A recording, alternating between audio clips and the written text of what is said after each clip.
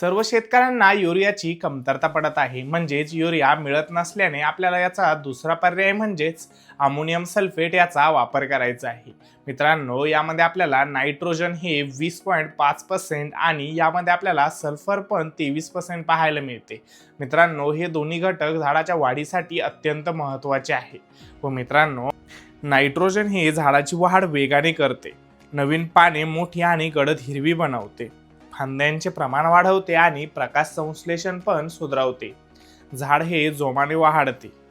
मित्रांनो, सल्फरकडे अनेक शेतकरी दुर्लक्ष करतात, पण हे खूप महत्त्वाचे अन्नद्रव्य आहे. मित्रांनो, हे क्लोरोफिल वाढवण्याचे काम करते, नवीन पालवी चांगली फुटण्याचे काम करते व फुलधारणा सुधारवते आणि दाणे आणि फळाची गुणवत्ता पण वाढवण्यास ही मदत करते.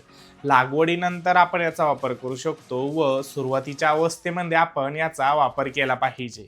मित्रांनो, हे युरियाच्या तुलनेमध्ये थोडे स्लो लागते झाडाला, पण याचे रिझल्ट आपल्याला चांगले पाहायला मिळतात.